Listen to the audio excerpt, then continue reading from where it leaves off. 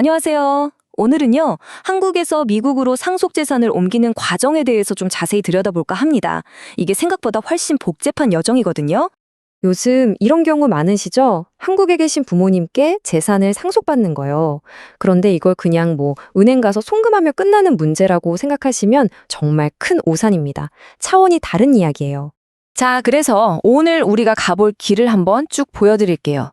국경을 넘는 상속이 대체 뭔지부터 시작해서 한국에서 뭘 해야 하는지, 그리고 실제로 돈은 어떻게 옮기는지, 또 미국에 와서는 뭘 해야 하는지, 마지막으로 이 모든 것의 핵심 요약까지 이렇게 총 5단계로 딱딱 짚어보겠습니다. 자, 그럼 본격적으로 시작해 볼까요? 가장 먼저 머릿속에 딱 박아두셔야 할 게 있어요. 이건 절대 단순한 돈 보내기가 아니라는 겁니다. 여기 보시는 것처럼 한국법 그리고 미국법, 이 완전히 다른 두 나라의 법을 모두 만족시켜야 하는 아주 복잡한 여정의 시작인 거죠. 핵심이 바로 이거예요. 한국이랑 미국은 법도 다르고 금융 시스템도 완전히 다르잖아요.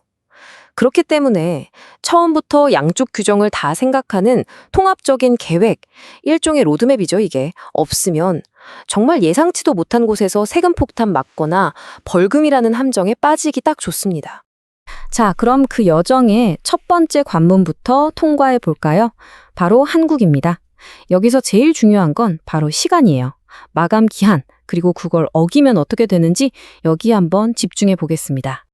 여기서 아주 중요한 법률 용어가 하나 나와요. 바로 비거주자라는 건데요. 이게 뭐냐면 미국에 사시는 상속인분들이 바로 한국 세법상 이 비거주자 해당되는 거예요. 그리고 이 신분 때문에 모든 규칙이 다르게 적용되기 시작합니다. 자, 여기 정말 흥미로운 포인트가 있습니다. 보통 한국에서는 상속세 신고를 6개월 안에 해야 하거든요. 그런데 상속인 중에 단 한 명이라도 비거주자가 있으면 이 기간이 9개월로 늘어납니다. 어때요? 조금 숨통이 트이죠? 네, 바로 9개월. 돌아가신 날이 속한 달의 말일부터 딱 9개월입니다. 이 숫자, 9개월은 정말 꼭 기억해 두셔야 해요. 근데 만약에 이 9개월을 놓쳤다? 그럼 어떻게 될까요? 와, 내야 할 세금에다가 추가로 무려 20%를 벌금으로 더 내야 합니다. 이걸 무신고 가산세라고 하는데 액수가 어마어마하죠. 그래서 진짜 중요한 팁이 이겁니다. 보통 형제들끼리 재산 어떻게 나눌지 얘기하다가 시간 다 가거든요. 그렇다고 마냥 기다리면 절대 안 돼요. 일단 우리 아직 못 나눴어요 하는 상태, 즉 미분할 상속재산으로 9개월 안에 신고부터 하는 겁니다. 그리고 나중에 딱 정해지면 그때 수정신고하면 돼요. 이게 그 무서운 20% 벌금을 피하는 가장 현명한 방법입니다. 자, 한국에서 세금 신고는 일단락 됐다고 치고 이제 진짜 하이라이트죠. 돈을 어떻게 미국으로 가져오느냐, 그 구체적인 단계를 하나하나 뜯어보겠습니다. 이건 해도 되고 안 해도 되는 게 아니라 무조건 거쳐야 하는 필수 코스예요. 크게 보면 딱 3단계라고 생각하시면 돼요. 첫째, 내 이름으로 된 한국은행 계좌를 판다. 둘째, 이 돈 문제 없는 돈이에요 라는 승인을 받는다. 그리고 마지막, 드디어 송금. 간단해 보이죠? 아니, 왜 굳이 내 계좌를 만들어야 돼? 그냥 한국에 있는 동생 계좌에서 받으면 안 되나? 이렇게 생각하실 수 있거든요. 절대 안 됩니다. 그렇게 하면 제3자 지급이라는 아주 복잡한 거래로 묶여서 은행에서 송금 승인을 거의 안 해줘요. 이 점은 진짜 별표 5개입니다. 그리고 이게 또 아주 중요한 현실적인 얘긴데요. 법에는 분명히 비거주자는 10만 불까지는 서류 없이 보내도 된다고 쓰여 있어요. 근데 현실은 다르다는 거죠. 은행 창고에 가보면 내부 규정이 훨씬 빡빡해서 보통 5만 불만 넘어가도 이 돈 어디서 났어요? 하고 서류를 가져오라고 합니다. 이게 현실이에요. 바로 그 5만 불의 벽을 넘기기 위해서 필요한 마법의 문서가 이 자금 출처 확인서입니다. 한마디로 이 돈 상속받은 깨끗한 돈이고 내 세금 다 냈습니다 하고 세무서에서 도장 꽝 찍어주는 공식 증명서인 거죠. 근데 문제가 뭐냐? 이걸 받으려면 상속세 조사가 다 끝나야 하거든요. 그래서 짧아도 몇 달, 길면 1년 넘게 걸릴 수도 있다는 게 함정입니다. 여기서 잠깐 상속이랑 헷갈리기 쉬운 증여 얘기를 좀 해야겠어요. 돌아가신 후에 받는 게 상속이고 살아계실 때 받는 게 증여잖아요.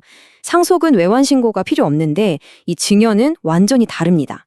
미국에 있는 자녀에게 돈을 주실 땐 반드시 돈을 보내기 전에 먼저 신고부터 해야 돼요. 이거 순서 어기면 진짜 큰일 납니다. 과태료는 물론이고 형사처벌까지 받을 수 있어요.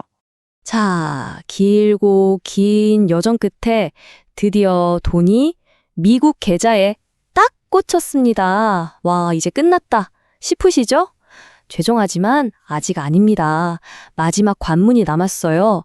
바로 최종 보스, 미국 국세청 IRS에 보고하는 일입니다. 미국에 사신다면 지켜야 할 보고 의무, 대표적인 게 이 세 가지예요. 첫째, 10만 불 넘게 해외에서 상속받으면 내야 하는 뽐 3520. 둘째, 한국에 10,000불 이상 들어있는 계좌가 있으면 신고해야 하는 FBR. 그리고 마지막으로 일정 금액 이상의 해외 금융자산이 있으면 신고하는 FATCA. 이 세 가지는 꼭 아셔야 합니다. 여기서 진짜 많은 분들이 걱정하고 오해하시는 게 있어요. 아니, 그럼 미국에 또 세금 내라는 거야? 아니요, 그게 아닙니다. 이건 세금 고지서가 아니라 저 이런 돈 받았어요 하고 IRS에 알려주는 말 그대로 보고 서류예요. 한국에서 세금을 이미 냈다면 이중과세 문제는 크게 걱정 안 하셔도 괜찮습니다. 하지만 이 보고를 에이 귀찮은데 하고 안 하면 어떻게 될까요? 특히 저 폼 3520 이거 신고 안 하면요. 받은 돈의 최대 25%를 벌금으로 낼 수도 있습니다. 10억을 받았으면 2억 5천이 벌금인 거예요. 마지막에 방심했다가 정말 큰 코 다치는 거죠. 자, 이제 이 길고 복잡했던 여정을 마무리하면서 가장 중요한 핵심만 딱 정리해 드릴게요. 결론은 이겁니다. 한국에서 미국으로 상속 재산을 문제없이 옮기려면 열쇠는 바로 통합 로드맵에 있어요. 처음부터 한국법, 미국법 이걸 따로따로 볼 게 아니라 하나의 큰 그림으로 보고 전체 계획을 짜야 한다는 거죠. 그래야만 쓸데없는 세금이나 벌금을 피할 수 있습니다. 오늘 이야기를 마치면서 마지막으로 질문 하나를 던지고 싶습니다.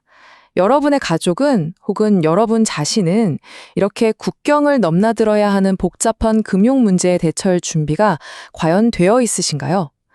이 질문에 대해 한 번쯤 진지하게 고민해 보시면 좋겠습니다.